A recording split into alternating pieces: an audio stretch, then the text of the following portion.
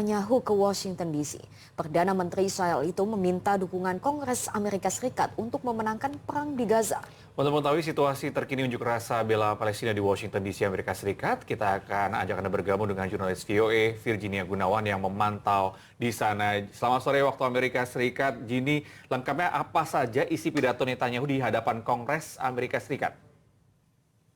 Ya, Jati, tema utama dari pidato yang disampaikan oleh Benjamin Netanyahu selama 52 menit itu adalah Amerika Serikat dan Israel ini berdiri bersama-sama dalam konteks perang di Gaza.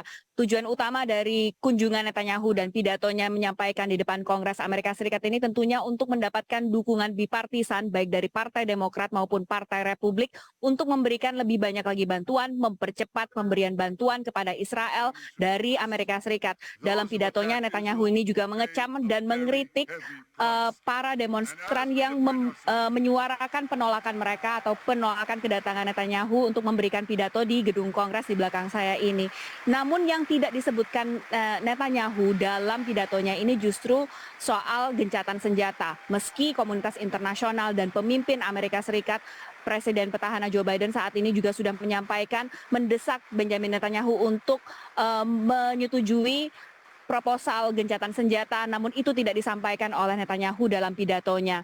Namun di akhir dari pidato Netanyahu ini, ia sempat menyanjung Presiden Joe Biden dengan mengatakan bahwa Joe Biden ini adalah seorang teman atau kawan dari Israel selama hampir setengah dekade, tapi juga seperti agenda dia untuk mendapat dukungan bipartisan, di sini dia juga menyanjung atau berterima kasih kepada mantan presiden sekaligus calon presiden dari Partai Republik Donald Trump yang menjadi broker atau penengah untuk perjanjian Abraham Accord, di mana perjanjian tersebut menormalisasi hubungan antara Israel dan negara-negara di Timur Tengah. Jati. Ya baik Virgin, jadi sempat berlangsung unjuk rasa membela Palestina, bagaimana situasi demo di sana terkini?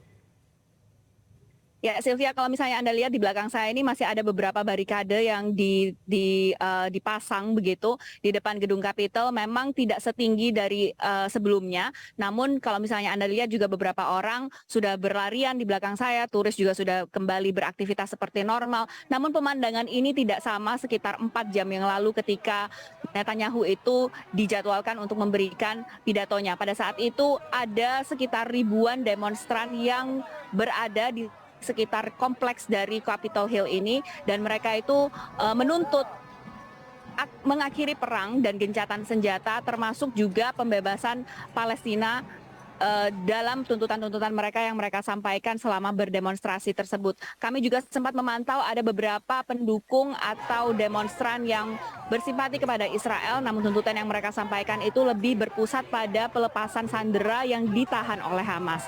Nah, kalau kita lihat demonstrasi yang terjadi ini pun juga agak didorong untuk mengarah atau menjauhi dari gedung Kongres yang ada di belakang ini, dan pada akhirnya mereka berkumpul di salah satu pusat stasiun di Washington DC, ya ini Union Station, di mana di sana para demonstran pro Palestina itu menurunkan bendera Amerika Serikat dari Union Station lalu membakar dan memasang naik bendera Palestina di situ. Yang menarik mungkin yang patut kita perhatikan juga ini adalah laporan dari Politico menyatakan bahwa hampir separuh anggota Kongres dari Partai Demokrat itu tidak hadir atau memboikot pidato Benjamin Netanyahu ketika ia memberikan pidatonya di gedung Kongres. Dengan tidak hadir ini mereka menyatakan protes terhadap langkah-langkah yang sudah dilakukan oleh Benjamin Netanyahu selama perang yang sudah berlangsung selama 9 bulan ini. Sylvia.